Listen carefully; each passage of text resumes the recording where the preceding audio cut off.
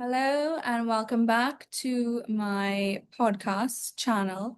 Today's episode will continue with a several part series on the inner world of an author.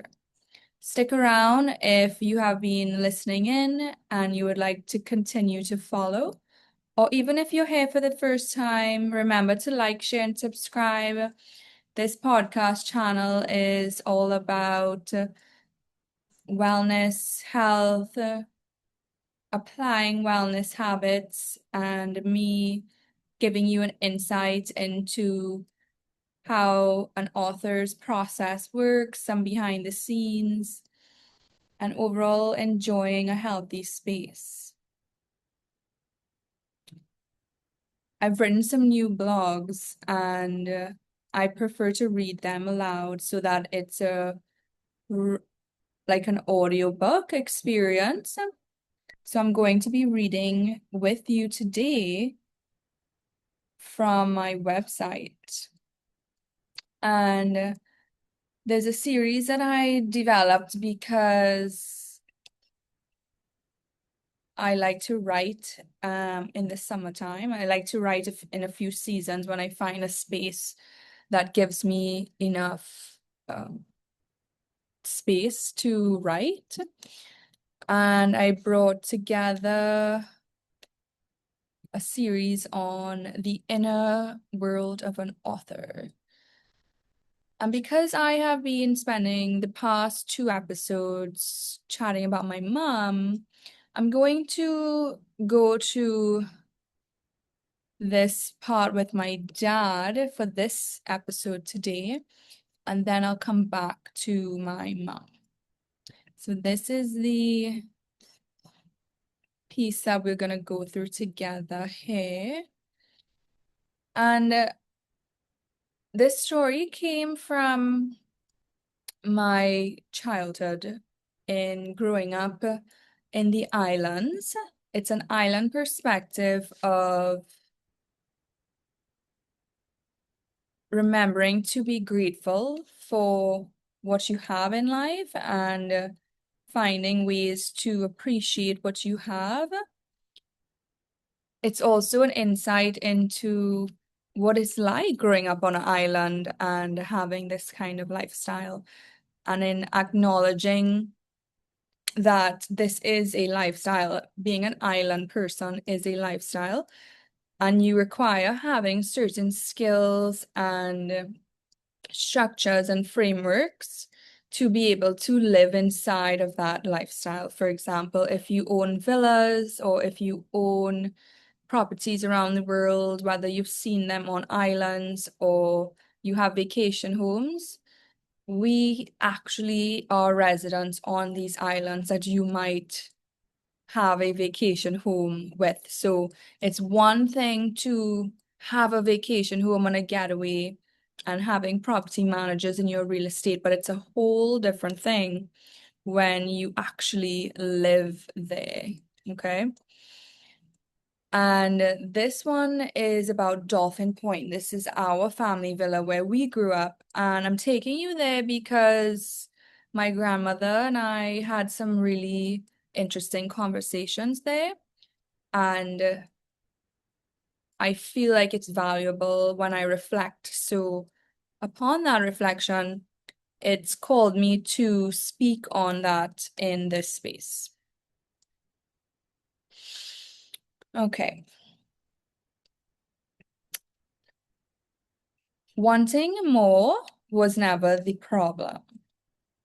And I think I'm finally beginning to understand that. For much of my life, I was taught to look at what I had to be grateful for. And I was. I knew I had been given things that many people would consider extraordinary. I knew what it meant to have beautiful surroundings, family resources, travel, comfort, and access.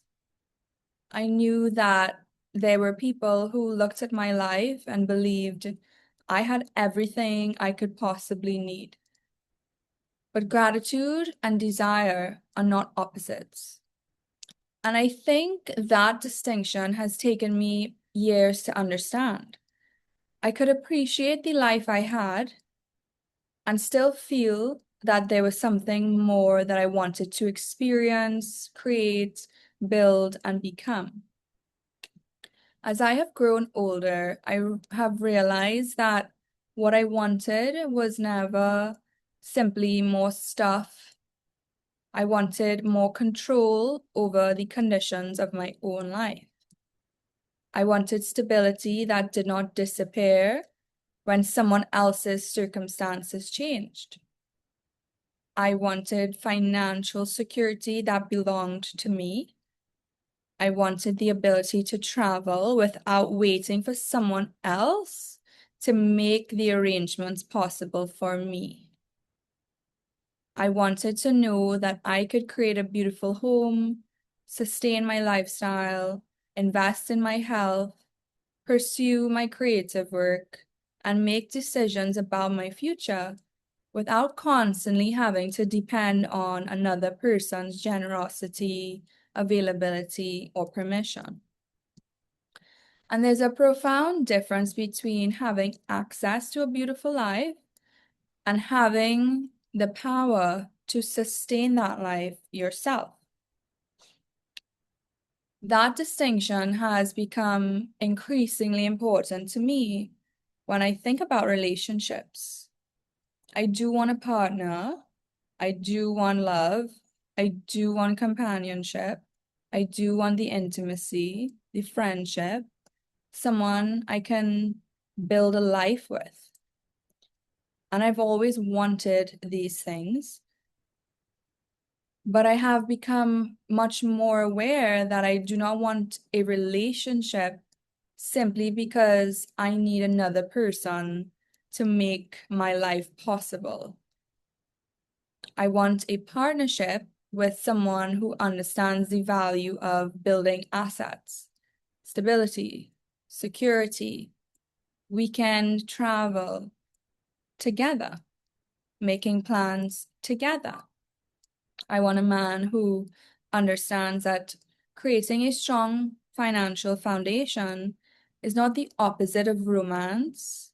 In many ways, it is one of the things I feel that allows romance to become more sustainable. I want someone who understands that two people can love each other deeply while also being thoughtful about property, investments, business, careers, health, and the future. I have also realized that I need to become more discerning about the kind of person I choose to build with. I cannot continue to confuse partnerships or people to fill my time with when I get bored, or people who know how to drive a boat, or people who know how to drive a car I cannot confuse that with a long-term partnership.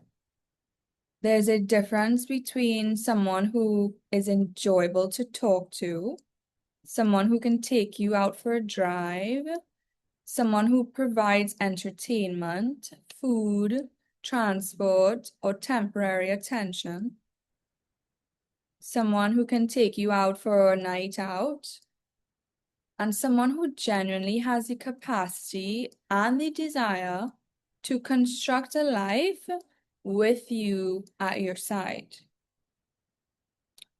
I have experienced moments where I was willing to accept people in my life simply because they were convenient at the time.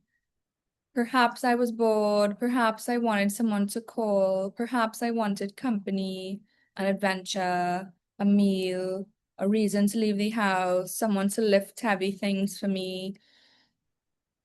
And I do feel like I look at a lot of people like employees, more so than long-term husband material. There's nothing inherently wrong with enjoying another person's company. But I have to ask myself, what happens when convenience becomes the primary reason I allow someone to access me?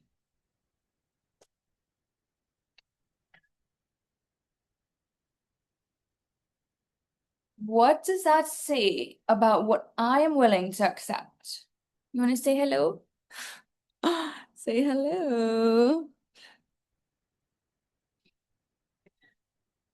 And what does it prevent me from recognizing about the kind of relationship I and Gucci actually want? And this is where my understanding of power has changed. I do not want to live in a world where my ability to move, travel, create, earn, or experience beauty in life depends entirely on whether someone else decides to show up for me. I do not want to wake up one day and realize that the things I believed were secure were only secure because another person was temporarily providing them. People change, relationships change, families change, circumstances change, businesses fail, businesses succeed. Understanding what a person is at their highest and their lowest tells you everything you need to know. Whether that person is doing decent in business and they give you attention or prioritize you, or the business takes off, are they still prioritizing you, or do they push you to the side to focus on someone else? And then times change and the business goes down and then they want to look for you. That's not something I want in my life. I prefer stability through ups and downs where you can have everything in the that you want in the world, but you choose to want to build with me and not temporarily. And health changes, people age. Life has a way of reminding us that anything built entirely on someone else's choices becomes fragile. That does not mean I want to live without people. It means that I want to build enough of my own foundation that I can love people without being completely dependent on them to survive in this world or for having a sense of freedom. And I think this is also why I have become more interested in assets and ownership. Because when I say I want more, I do not necessarily mean that I want to accumulate endlessly. I want things that create stability and give me direction of where to go and what's important to me. I want my intellectual property. I want creative work that can continue to generate value.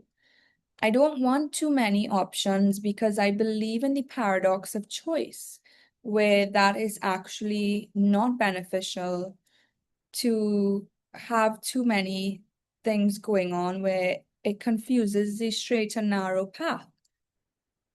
I want my creative work to continue generating value in that straight and narrow path. Too many options dilutes my quality, which I am not interested in. I like one path, one process, and that's it. I want my professional reputation to open the doors. I want a brand that produces revenue. I want financial reserves, my investments. I want to control my investments. I want to be able to open up an investment account and decide tomorrow I want to put my money on this brand and invest in here and invest in there.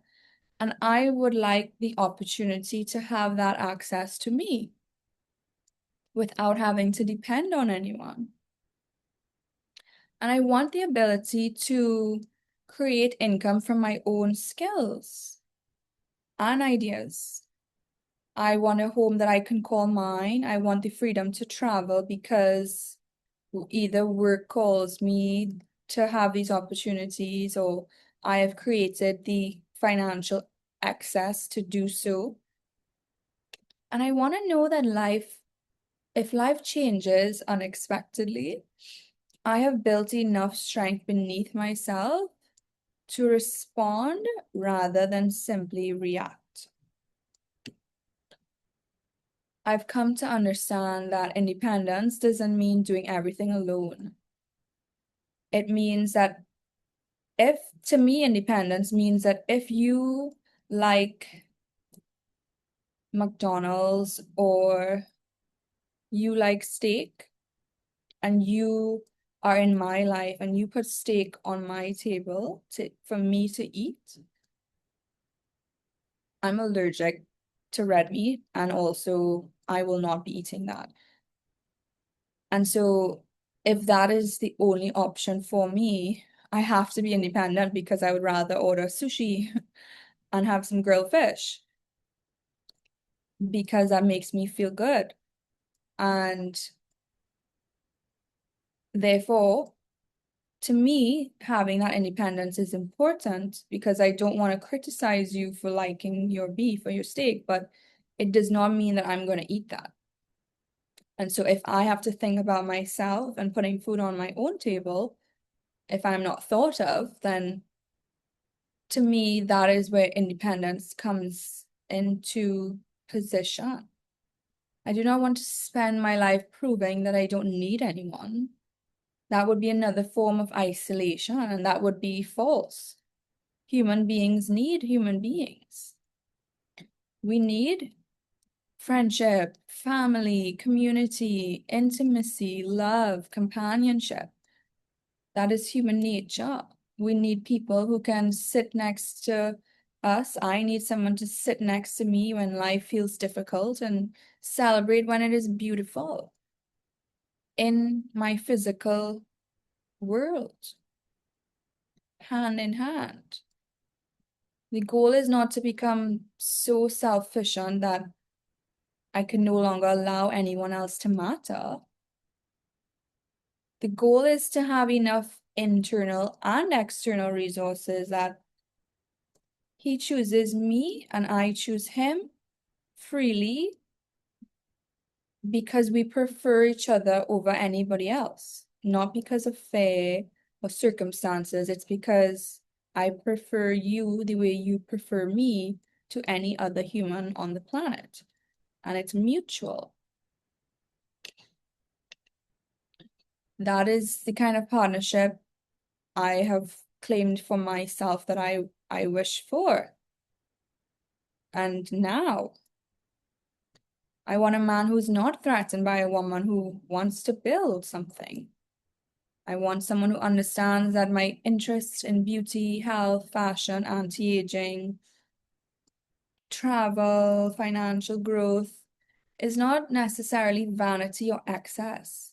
These are goals that I have decided for my life a long time ago. I want to take care of my body because I intend to live in my body for a very long time. I want beautiful clothes because fashion has become important in my creative language. I want to earn more because financial resources give me options to create a diet that works for me and to be able to clothe myself how I feel, makes me feel comfortable, and to be able to feed my cats and have pets, and to be able to contribute to my family and my life. I want to travel because I grew up traveling and the world inspires my creativity. I grew up having summer vacations, carnival or Easter travel, 2 to 3 holidays a year minimum. And I want to build that because I have discovered I'm happiest when I'm creating something with the opportunity to still travel, being touch with my work to a degree, and also see the world and meet people.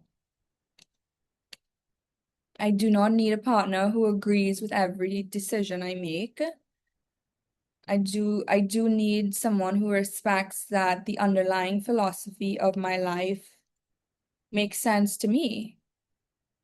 I want someone who understands that I'm trying to create something durable and it is built for two. I want someone who can see the difference between consumption, curation, vanity, self-expression, ambition, insecurity. I want someone who does not need to diminish my desires in order to feel superior to them. I want a man who can stand beside me, this woman, who is becoming more grounded in her growth, more disciplined, confident, financially structured, more creative, more intentional, and without feeling that my growth somehow is taking something away from him. And that is where the concept of the partnership I want is that we as a couple have decided this is who I want to be as a person, this is the image I'm going for. He has decided this is who I want to be as a man, this is the image I'm going for. And through that interdependence, there's an awareness that you're growing together in a direction where you can still weave and intertwine your growth without completely growing in separate directions because it's intentional. If it grows in separate directions, that's because no intention was put into the growth process. And if only one person cares, it doesn't make sense. Like two people need to care about that together. Perhaps this is part of what I have been learning about the relationship between men, money, and women. I do not think that I've always been choosing from the right pool. I have sometimes been attracted to qualities that were visible immediately: physical beauty, charm, fitness, confidence, excitement, chemistry. Those qualities can be intoxicating, but they do not necessarily tell you whether someone has the capacity or desire to actually build long-term with you. I'm beginning to understand that choosing a partner requires looking beyond attraction and asking deeper questions.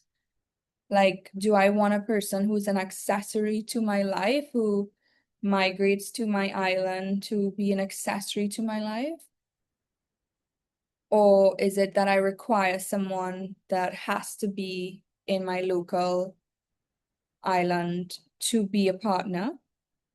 Or is it that I can have someone who has their own life together, but can still show up where I can still be an accessory to his life, and we can work side by side together because he's still his own boss and he's on his own stuff, but it works as a partnership. And then it provides me to ask even deeper. How do we flow? What is his long-term goals? How does he manage his goals, his life, his dreams, his ambition? And how does he feel I fit into his world? And how is he showing that he is building space for me to fit into his world while learning my world to understand how he fits into my world? And how did the two worlds become one? How does he think about money?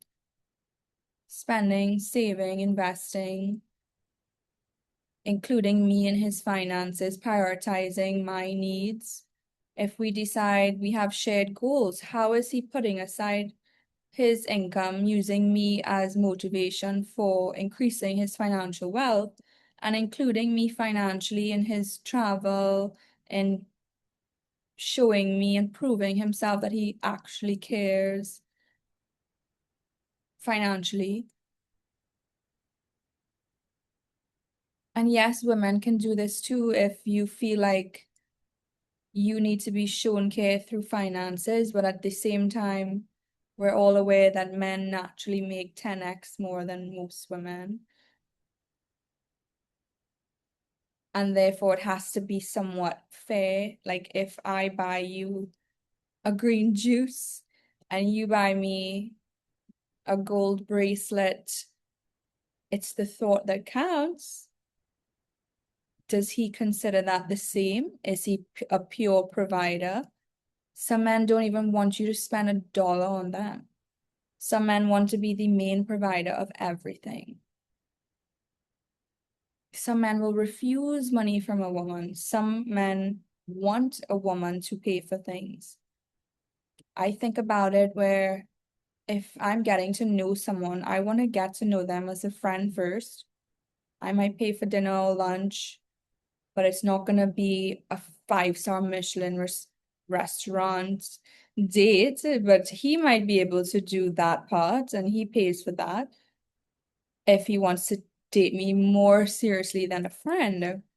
But I think it's something special about being comfortable enough as friends first to understand a person and how they operate before taking that up to another level. It's not like you have to automatically friend zone someone. I don't feel like that's the vibe, but I think it's just interesting to know someone on that level of what they're like as a friend before immediately going to the dating world, because if you allow a man to pursue you immediately in dating world, maybe that lasts, but I haven't seen that last more than 6 to 8 months. I could be wrong, but I'd have to be proven that that actually works. Someone would have to prove that to me. And how does he handle responsibility? Does he build? Does he consume? Does he plan? Does he create stability? Does he respect a woman wanting to have hobbies or wanting to have financial access to do whatever she wants? Does he want to provide that because she wants to do what she wants with her money? Or does he want her to provide that for herself? Because if you choose me as a woman, I'm going to want to invest in these areas that I'm clear about how I want to invest. If you want to pay for that, I'm not going to say no. But if you tell me that ambition is too much, but I want to date you, I'm not going to quit doing this, or I'm not going to not buy these things. So I would prefer to work for myself to buy myself whatever I want. It's like if I want a handbag, but you don't want to buy it for me, then I will work and buy it for myself. Like I'm still going to get the bag because I want it. So if I want what I want and you think you don't want to pay for it, or if I want to get my hair done or go to the spa for some massages, or I want to order in sushi dinner, or I want to take myself out to have a craving of a certain treat. And if you don't want to do that, then I will do that myself because it's something that gets done. Whether you pay for it or I pay for it, it gets done. Like, so it depends on you to decide, I don't mind paying for that. That's fine. Cool, that's no problem. Or if it's a problem for you and it upsets you that you think people spend too much money on beauty and anti-aging, then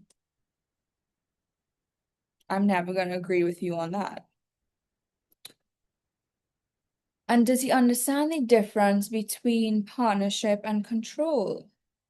Does he want to build a life where he wants someone to just fit as an ornament in his life with no hobbies? And what does that look like? Or does he simply want access to the life someone has already built? And what does that access look like? Is the access actually showing up to prove that they want to be in that life long term, that they're faithful, that they're committed, that They're committed to consistently showing up because they love the life that I've built. These questions matter. And they matter to me more now than ever before because I'm no longer interested in spending my life making temporary convenience and mistaking temporary convenience for long-term security. I do believe in humans have energy, and the energy that I have built here, I don't want it to be thrown off by someone else's scattered or messy energy or baggage in a place of non-commitment, because that's more risk for me. If I have my energy and my process that works and makes me feel good and is working for me, then you have to have something to add to that or boost it further. Or if that does come with baggage, because I know many men come with baggage, I just so happen to like to unpack mine before I move forward. But let's say that you come with baggage, but you say, hey, but I want to be in your life and I really want to be with you.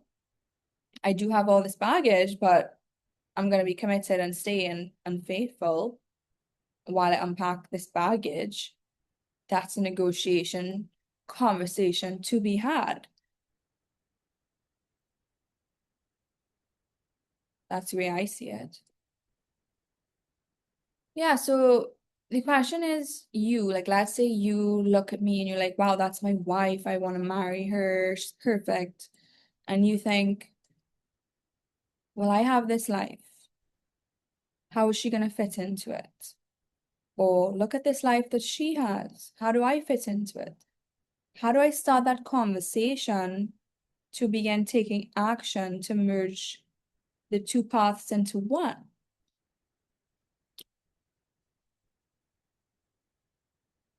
I have done enough living to understand that someone can be useful to you in one chapter, one season, 1 year, and completely irrelevant to you in another. And being upfront, I will never visit you where you live. I will never get on a flight to meet your family. I will never be in the same location as you. We're never gonna cross paths. Or I can't wait to see you. I can't wait to travel to be with you for the holidays. Let's plan. Meet me here, I'll meet you there. I'm already on the phone with your parents. It's a whole different vibe. And actions prove themselves. You can have the conversations, the difficult conversations, and you have to say, well, this is what I'm willing to sacrifice. This is the action that I want to take. This is how I want to show up for you. And to give somebody the honest space to decide what to do with that information. And the next steps to be determined come as a joint conversation of, we are in this together. How do we move forward? What are the steps we're gonna take? Not, I'm on my own, you're on my own, you're on your own, but I still like you and I'm interested and I want access. No, that is a waste of time and energy.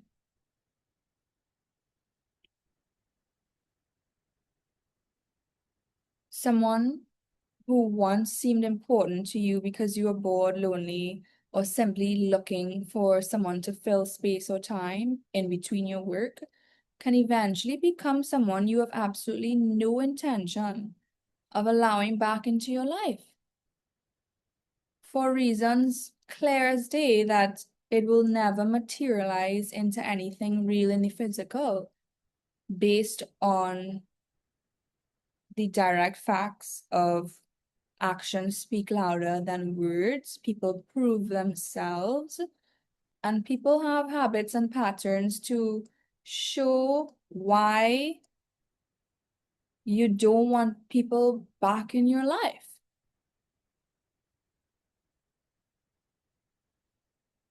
One mismatched relationship can end a whole career.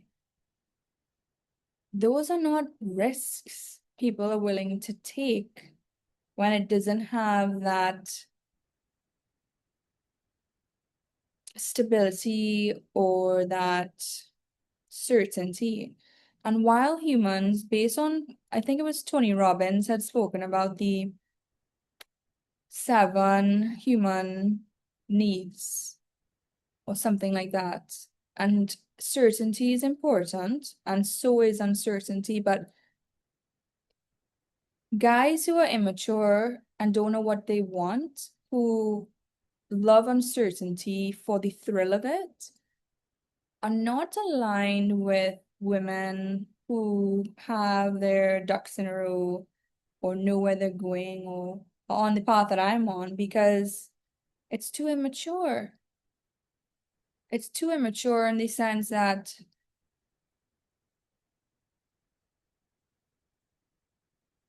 certainty creates a channel for more wealth building. And if you don't understand that, to me, that's immature and a waste of time, because that scattered energy is not something I want in my aura, because in my aura, I like it very clean. I'm very picky. And even so, when it comes to diet and meat, like when I smell grease, for example, it makes me nauseous. If you smell like lamb grease or beef grease, like I would hate to have to clean that kind of fat. Like to me, that's disgusting. I don't want that scent around me. I don't want that smell in my house. I don't want to clean that. I eat a certain way. I mean, that could be eaten outside the house or whatever, but to me, that's like a turn off. I can deal with fish and like creating sense with fish to a degree, like not too much sardines and that sort of thing. I just find it's unattractive. Like I find some scents are just unattractive to have in my space. And that's why I eat certain ways, because I prefer things to smell pleasant and to have that flow of, I don't want flies and all that disgusting stuff around. So, sure, it's a little picky. It's not to say I wouldn't accompany you out while you eat a steak at a restaurant and I eat my own dish. It's a different story. But I don't want to cook that in my residential space. Personally, I don't want to clean it either.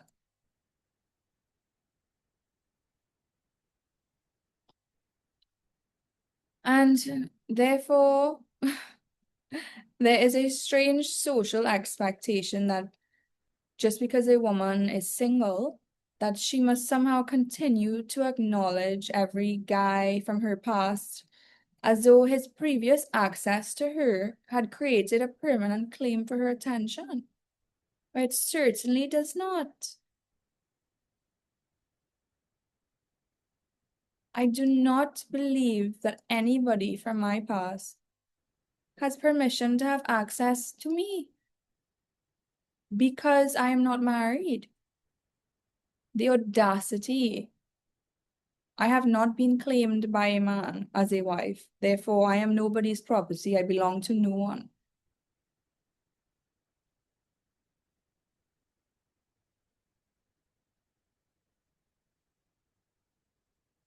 I do not owe anybody anything, especially not from my past. That must be clear. Otherwise, you're insane if you think anything different. And I can appreciate what a connection was at a time in my life without pretending that it was something that was never meant to become. And I think the same principle applies when the life I was given, I can be grateful for my upbringing without believing that I have to recreate it exactly. I can appreciate the beauty of my family history without allowing it to dictate the architecture of my future.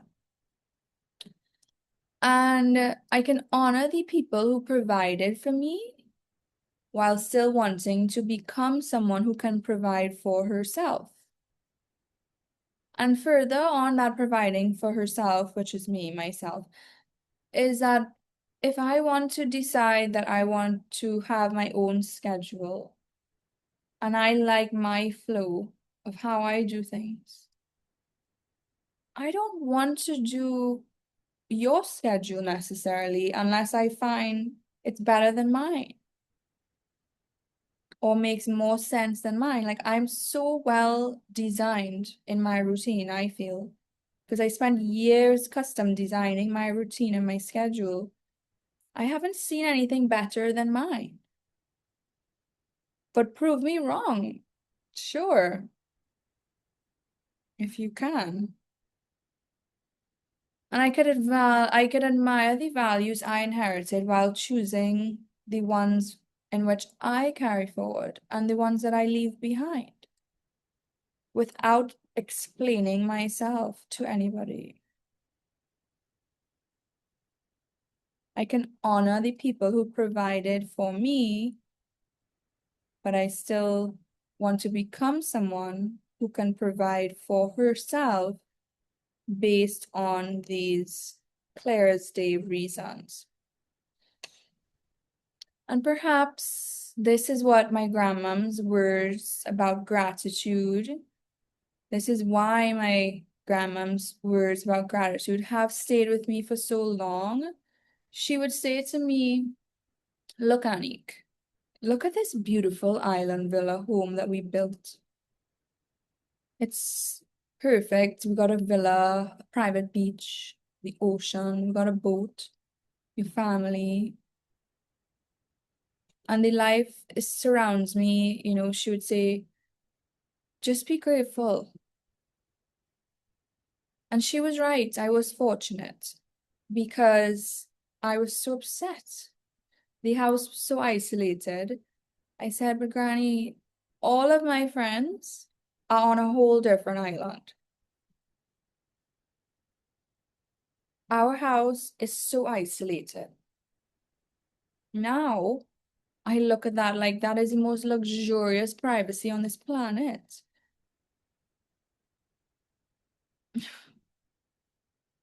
It was not with all of my friends. It's far from all of my friends. It is private.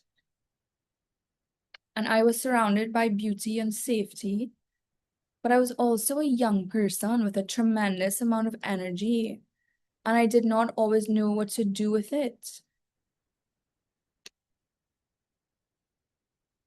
If I wanted to jump in a boat, I had to ask my brother to drive or my dad to take me for a boat ride. It's not like I could jump in a boat by myself and go coasting down the coastline or take myself water skiing or take myself wakeboarding or tubing or take myself in a boat to my friends' houses. No. And a lot of the time, there's current in the water. It's rough.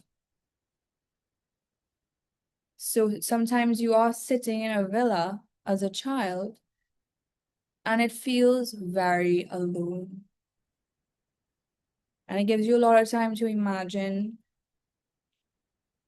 a whole new world for that. My grandmother was one of those people where I would visit her to have lunch at the seafront once or twice a week after taking her to her hair appointments or her nail appointments or to the grocery store. And I would sit with her and my grandfather, and she would love talking about my brand. She would cut out all these newspaper articles about health and wellness for me.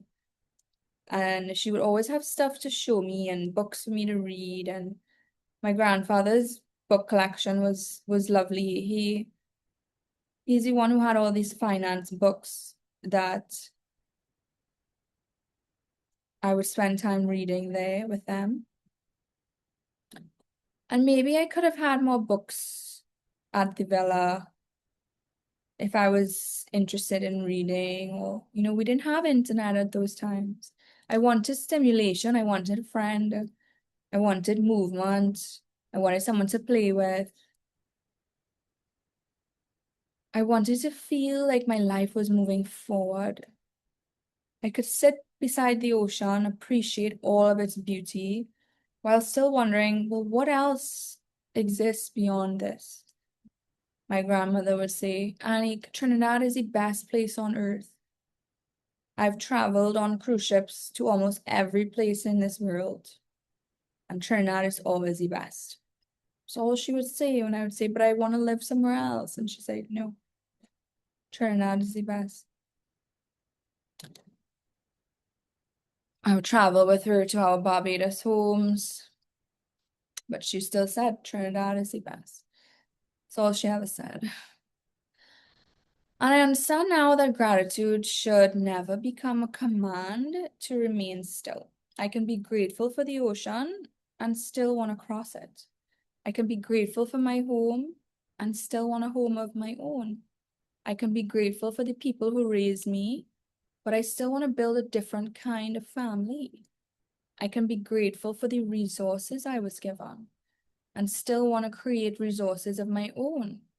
I can be grateful for the life that shaped me, while still acknowledging that I'm responsible for deciding what happens next.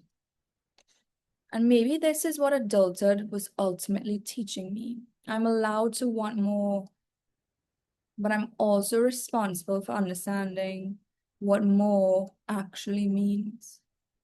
More is not necessarily more possessions.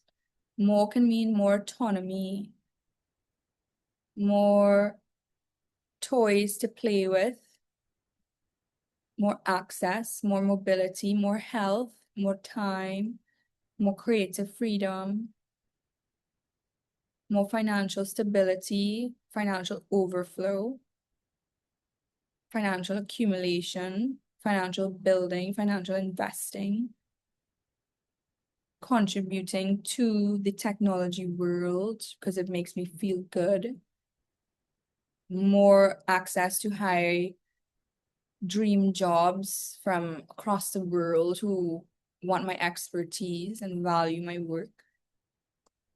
The question is not whether I should want more. The question is whether I'm pursuing what I'm pursuing, if it genuinely expands my life or distracts me from understanding it. And I think I've finally reached a point where I want to build a life that can hold both the gratitude and the ambition. I want to be able to sit by the ocean and feel thankful for everything that brought me there, while also knowing that I have the resources to stand up and go somewhere else if I choose to. I want to have a beautiful home and a passport full of experiences and a diplomatic passport to skip all the lines. I want to have financial stability to create freedom. I want to have meaningful relationships without becoming trapped by them. I want to love deeply without surrendering my ability to stand independently. And I want to build with a partner, a man, who understands that security is not about controlling one another, but it's about creating enough stability that both people can have a sense of control and enjoy each other's version of reality simultaneously. With trust and consideration and intention and move through the world together with greater freedom to experience life and to trust that you like how this person experiences the world so much that you would rather experience it with them at your side than with anybody else or even alone. Because if the alone is so good and some things you feel are better alone, but with this person it's better than alone, then that's great. Because perhaps the real question is, Have I, how much do I have? How much of my life is truly mine to direct? What do I even have access to? These are not just the questions I've asked myself over the years, but maybe instead of those questions, to consider different questions like, what can I create? What can I sustain? What can I protect? What can I carry with me? What skills can I rely on? What assets support me? What relationships choose me the way I choose them? What relationships want to choose me that I am not allowing? What relationships nourish me without controlling me, and especially controlling me in a direction that's not good for me? What have I built that still remains valuable no matter if circumstances change? What do I have the power to decide for myself? What am I okay sharing my power with someone else to make decisions on my behalf for my best interest? And what power do I claim back for myself that might have been given to the wrong people, place, space, group, time, existences that have never been serving me? These questions have become even more important to me than simply asking, do I have enough? I do not want to live a life where I'm constantly waiting for someone else to make what I feel is possible possible. I want to participate in creating the conditions for my own success, my own life, my own home, my own bliss. I want to build enough stability that I can choose love rather than needing it for survival. I want to build enough wealth that I can experience the world rather than simply imagining it. I want to build enough creative value that my ideas have a life beyond me. I want to build enough personal strength that I can accept help without feeling powerless when help is unavailable. And when I meet the right man, I want him to understand. This is not rejection of partnership. This is my definition of one.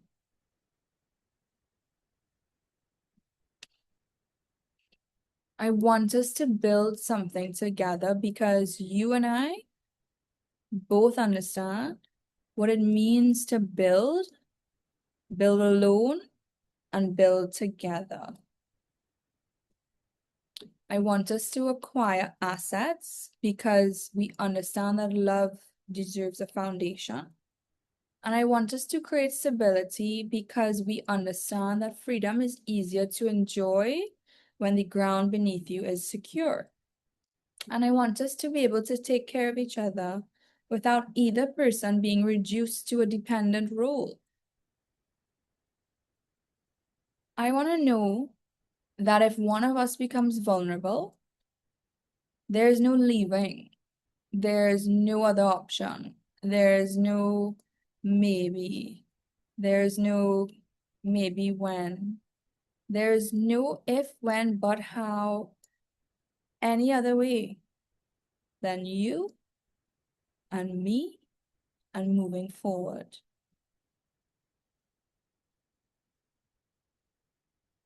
And that's it. And if circumstances change, we go together because we have built enough strength to adapt. If one person gets a job opportunity to fly across the world, both go. If one person is going somewhere or gets invited, both are invited. To me, that is a much deeper form of love than simply being provided for. If your company is making your financial budget and you're doing your personal finance, and I'm not included in that finance list, you're not the man for me. Simple. I do not want to be impressed by what a man can give me today. I want to understand what can we build together that would still matter 10, 20, or even 30 years from now. I want to make sure that each of our memories curated, filmed, not filmed, in person, over the phone, video call, everything, joint projects, shared assets, projects. I want to know if we have the same point of view on the life that we're building and what we are becoming as two individuals in one relationship that is monogamous, that is faithful, that is loyal, and that is secure and grounded. Nobody else in the relationship as a priority. I want to know whether we both value health, stability, beauty, family, creativity, honesty, honest communication, action, making an effort, freedom, and growth. Freedom in the sense of freedom of time. If you want to work for 4 hours uninterrupted, that's freedom. But if you want to go and travel to live like a bachelor while you're in a marriage, I will never accept that. That's not for me. You can have that with someone else. Just don't look at me to be that person, because I will not be that person.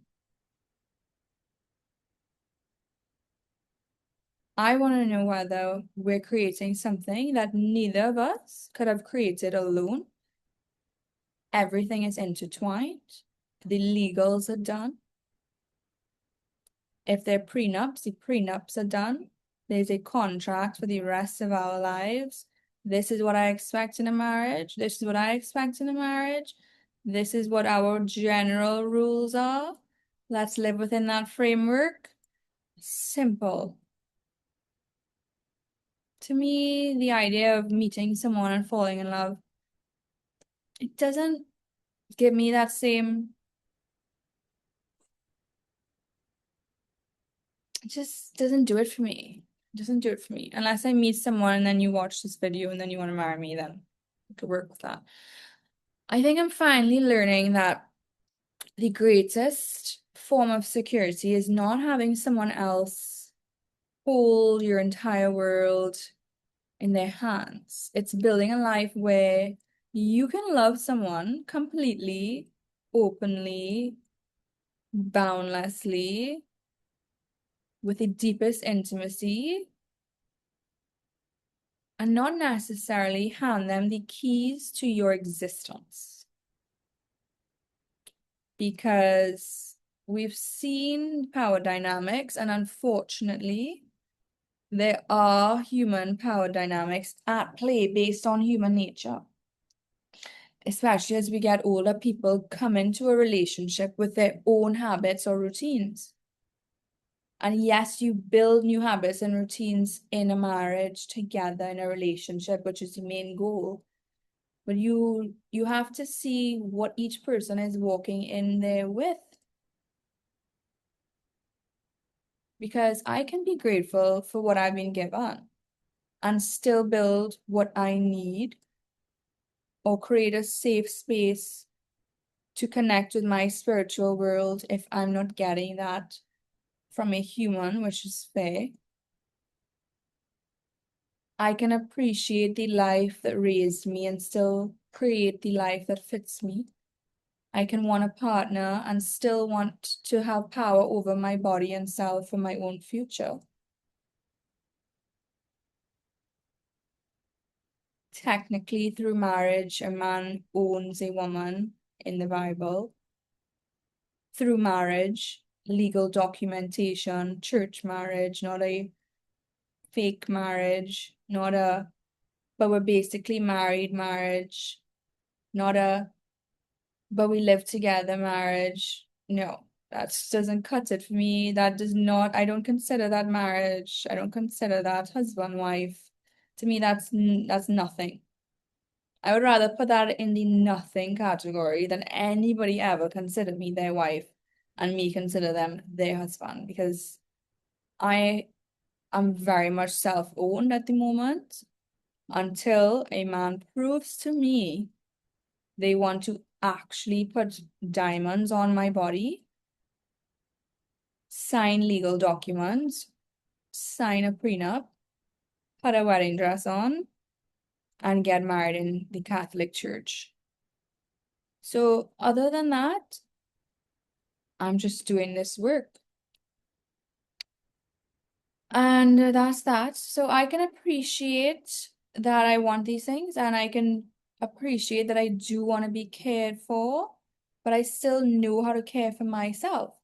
And I've learned how to care for myself in a way that I love how I care for myself. I don't expect a man to care for myself the way I care for myself, because I have mastered what I feel cares for myself. But I need to know that if you're gonna be my man and you look a bit scrappy or scruffy or you require grooming, it is not a personal offense. I'm not offending you by recommending you take better care of yourself, or that I help with the grooming or your outfits or your shopping. Like, that is not a criticism.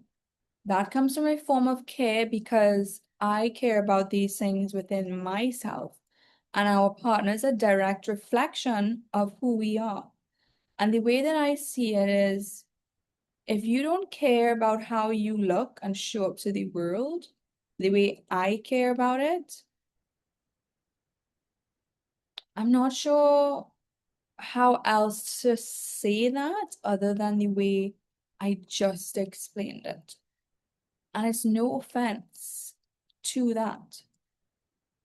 But the same way as a man, you might say your skirt is too short, or you have too much cleavage in that, or can you cover up in a certain way? I can see how men look at you. Do you mind dressing a bit more modestly when you leave the house? A female can very easily say, sure, I totally get that. I'm respectful enough. I'm that kind of woman where I don't mind doing that. I'll dress how I want in my own house. But when you leave the house, I understand there's a difference in code there. And I understand the value of a public image. If you don't understand that, or you don't have that perspective, I don't think anybody could make you see that. But I see it. I see that and I value that. So as a husband wife in public image, there's a certain level I prefer to adhere to. And then when it comes to you, if I feel like your shirt buttons are too low and you look a bit like a playboy, or that you're easy or too flirty, I find it looks the same as a female in a tight short dress. So the same perspective you're gonna have to a woman is the same perspective that a woman can have to you. And you need to be okay with the fact that I'm gonna point that out, because you wouldn't hesitate to point that out on a woman.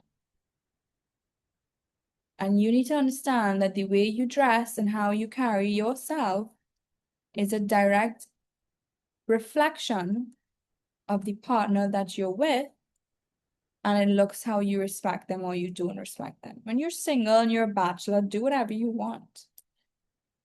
If you want to look like a scruffy scruffball and go and play around and have fun and be frivolous, by all means. When you're married to me, you don't do that. not in my family. So I believe that I can want more without believing that what I have already is enough.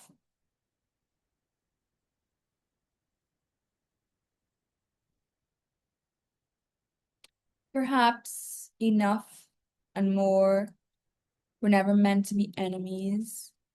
I don't ever want to feel like I don't have enough to date a guy with a higher net worth than me. That's okay. I have what I have.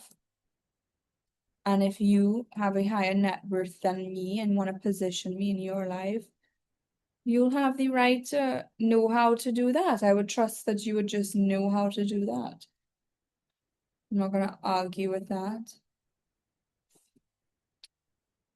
Enough is what allows me to feel gratitude. More is what allows me to keep growing. And the life I want now is where I can finally hold the humility to appreciate what has been given to me in my little island life world, and the courage to build something that is unmistakably, undeniably, and authentically the relationship that is mine with my man that is mine.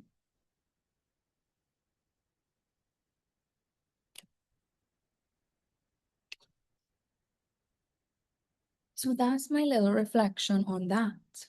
Because growing up in the islands, it's so interesting to contrast with people you meet who grew up in cities. And when you meet people who have a higher net worth, sometimes you wonder, oh my gosh, I'm blown away. This is extravagant. This is way more than I have grown up with, or what I've experienced, or what I can do for myself. And I don't see that as a threat or a problem. I see that as lovely, and it's a lovely addition. And I would be very happy to be part of that, not at the expense of not having this. I like this little, blog, you know, the amount of control, you would have to offer me something really good for me to want less of what I want, like my books and all of my goals and stuff. I just haven't found anything that's worth more to me, and prove me wrong, please do, than what I value from my hobbies. But if you can show me that I can keep my hobbies and be in your life, then we could talk. Yeah, so that's the way I feel about everything through deep reflection. And I also quite like being into health and wellness. Health is a very important thing for me. And being around good influences that make me feel healthier, I like that because I feel like humans rub off on each other. And it could be for the beneficial way where we're both rubbing off on each other and we're growing and becoming greater together. Or it could be rubbing off in a way that sends you down a spiral of partying, and it's empty and it's festivals and there's nothing there. At least I feel like there's nothing there. It's, to me, more worthwhile when there's something meaningful involved and that you feel deeply fulfilled with the impact of your actions and what that allows to unfold for you to feel in the present moment when it's just you and me no distractions, no external people, nothing else but you and me, and that's it. And you feel that that's all I want, that's all I need. I don't need anything else. If you can have that, and then you have the outside world secondary, then we can talk. All right. Until the next episode, this is all about the inner world of an author. This was the Caribbean edition of a little snippet into my dad and my man. Next is all about my mom and my man.